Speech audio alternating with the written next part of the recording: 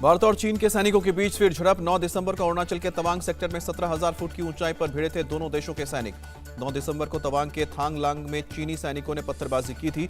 भारतीय सैनिकों ने चीनी सैनिकों को करारा जवाब देते हुए भगा दिया था। चीनी सैनिक एलएसी के इस पार आकर कंस्ट्रक्शन का कोशिश कर रहे थे। भारतीय सैनिकों को रोकने पर शुरू किया था पथराव। 11 दिसंबर को चीनी सैनिकों ने दोबारा हमले की कोशिश की। 300 से ज्यादा की तादाद में सैनिक लाठी और डंडों के साथ पहुंचे। भारतीय सैनिकों ने उन्हें पीछे खदेड़ा। झड़प में चीन के 20 से ज्यादा सैनिक घायल हुए। भारत के भी 8 जवान जख्मी। भारतीय सैनिकों के गुवाहाटी के अस्पताल में इलाज जारी। भारतीय सेना ने चीन के मंसूबों पर पानी फेरा। एलएसी के पास चीन नई पोस्ट बनाने की कोशिश कर रहा था। भारत ने चीन के पोस्ट को बनाने से रोका। 12 दिसंबर को भारत चीन के बीच हुई फ्लैग मीटिंग। भारतीय सेना के 24 ऑफिसर्स ने मीटिंग में हिस्सा लिया। तवांग सेक्टर में फिलहाल हालात काबू में। एलएसी पर दोनों देशों के 200 जवान तैनात। कांग्रेस ने भारत और चीन सीमा विवाद के मुद्दे पर सरकार को घेरा। आज संसद में अरुणाचल का मुद्दा उठाएगी कांग्रेस ने तवांग की घटना पर ट्वीट किया। लिखा कि सरकार ढूलमूल रवैया छोड़कर सख्त लहजे में चीन को समझाए कि उसकी हरकत बर्दाश्त नहीं की जाएगी। एआईएमआईएम चीफ असदुद्दीन ओवैसी आज संसद में लगाएंगे स्थगन प्रस्ताव। तवांग मामले पर संसद में चर्चा करने की मांग करेंगे। अगर आप अपने बच्चों को पैसे का पाठ नहीं सिखाएंगे तो पैसा कमाने के बाद में हो सकता है वो आपको ही बेच दें। सावधान, फ्रीडम ऐप को डाउनलोड करें। बच्चों को पैसे का पाठ कैसे पढ़ाना है सीखिए। ओवैसी ने सैनिकों की झड़प के मामले में सरकार से पूछा सवाल। का कि सत्र के दौरान संसद में इस बात की जानकारी क्यों नहीं दी गई। शिवसेना उद्धव गुट की नेता प्रियंका चतुर्वेदी ने सरकार पर तंज कसा। लिखा कि चीन के जमीन हड़पने का एक और दिन और भारत सरकार अपने चुनावी एजेंडे में व्यस्त। गुजरात में मंत्रालयों का बंटवारा। सीएम भूपेंद्र ने अपने पास 16 विभाग रखे। हर्ष संघवी को फिर से गृह राज्य मंत्री की जिम्मेदारी मिली। ऋषिकेश पटेल को स्वास्थ्य और राघव पटेल को कृषि मंत्रालय। कनुभाई देसाई को वित्त मंत्रालय और ऊर्जा मंत्रालय मिला। बलवंत सिंह राजपूत को उद्योग मंत्रालय का जिम्मा मिला। पुरुषोत्तम सोलंकी को मत्स्य उद्योग और पशुपालन मंत्री बनाया गया। मुकेश भाई पटेल को वन, पर्यावरण और सप्लाई विभाग का जिम्मा। हिमाचल के सीएम सुखविंदर सिंह सुक्खू का बयान। पहली कैबिनेट में पुरानी पेंशन स्कीम लागू करेंगे। कामकाज संभालते ही पहले ही दिन सीएम सुखविंदर सिंह सुक्खू का फैसला। विधायकों को मिलने वाली सुविधाएं वापस ली। आज पार्लियामेंट लाइब्रेरी बिल्डिंग में होगी बीजेपी संसदीय दल की बैठक। संसद की रणनीति पर चर्चा की जाएगी।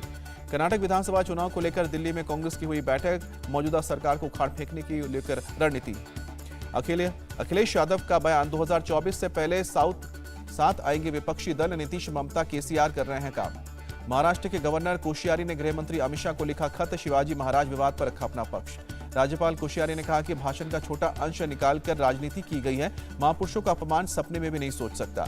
संसद हमले की बरसी पर पीएम मोदी समेत दोनों सदनों के सांसद शहीदों को देंगे श्रद्धांजलि। यूपी के सीएम योगी आदित्यनाथ आज मथुरा दौरा पर जाएंगे। कई योजनाओं की सौगात देंगे। प्रबुद्ध सम्मेलन को संबोधित करेंगे।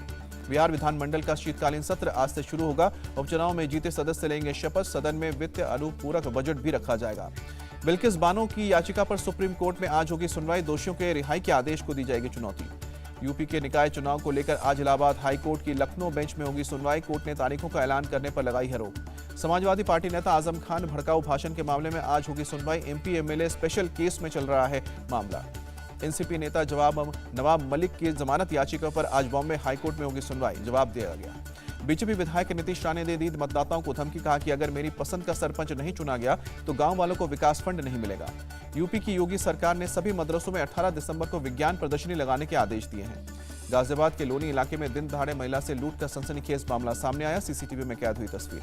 फतेहाबाद में कुछ युवकों ने जमकर मचाया उत्पात। दुकानदार के बीड़ी का बंडल नहीं देने पर घर पर ईंट और पत्थर बरसाए। मुंबई से सटे नाला सुपारा इलाके में इलाज की आड़ में धर्म परिवर्तन का आरोप। एफआईआर दर्ज करने के बाद पुलिस ने आरोपी का बयान लेकर छोड़ा। मध्य प्रदेश के मंदसौर में एक बार फिर से धर्म परिवर्तन का मामला सामने आया। 7 महीने में 6 लोगों ने सनातन धर्म अपनाया। अगर आप अपने बच्चों को पैसे का पाठ नहीं सिखाएंगे तो पैसा कमाने के बाद में हो सकता है वो आपको ही बेच दें। सावधान, फ्रीडम ऐप को डाउनलोड करें। बच्चों को पैसे का पाठ कैसे पढ़ाना है सीखिए। मध्य प्रदेश के सागर में सेंट जोसेफ कॉन्वेंट स्कूल में बच्चों ने जय श्री राम के नारे लगाए। स्कूल प्रशासन ने 30 बच्चों से लिखित माफी मांगने को कहा। स्कूल प्रबंधन ने बयान जारी करके कहा कि कुछ बच्चे अपनी क्लास से बाहर निकलकर छोटे बच्चों की क्लास में कर रहे थे हल्ला। मथुरा में पुलिस ने साइबर ठगी करने वाले 4 आरोपियों को गिरफ्तार किया। 6 मोबाइल, 40,000 रुपए बरामद। श्रीनगर लेह राजमार्ग लगातार चौथे दिन यातायात के लिए बंद रहा। जोजिला पास पर बर्फबारी के बाद एहतियातन फैसला। अफगानिस्तान के काबुल में चीनी होटल पर धमाका। फायरिंग करते हुए हमलावर घुसे। तालिबान सरकार ने तीनों हमलावरों के मारे जाने का दावा किया। 2 विदेशी नागरिक घायल। रूस की राजधानी मॉस्को में शॉपिंग मॉल में लगी भीषण आग। पिछले 4 दिन में मॉल में आग लगने से दूसरी घटना। यूक्रेन का रूस पर बारूदी पलटवार। रूसी सैनिकों पर दागी मिसाइल। क्रीमिया में तबाही मची। इंग्लैंड में बर्फ से ढकी एक झील में गिरने से 3 युवकों की मौत। एक युवक अस्पताल में। टेस्ट सीरीज शुरू होने से पहले केएल राहुल का ऐलान, बांग्लादेश के खिलाफ पहले टेस्ट में आक्रामक क्रिकेट खेलेगी टीम इंडिया। भारत और बांग्लादेश के बीच खेली जाने वाली पहले टेस्ट सीरीज की ट्रॉफी लॉन्च की गई, दोनों टीमों के कैप्टन ट्रॉफी के साथ नजर आए। मुल्तान टेस्ट में इंग्लैंड ने पाकिस्तान को 26 रन से हराया, 22 साल बाद पाकिस्तान में टेस्ट सीरीज जीता। पाकिस्तान वर्ल्ड टेस्ट चैंपियनशिप के फाइनल रेस से हुआ बाहर, इंग्लैंड की जीत से भारत को फायदा। इंडिया टीवी हर वक्त हर जगह डाउनलोड करने के लिए सर्च करें India TV news Google play store या ऐप स्टोर पर।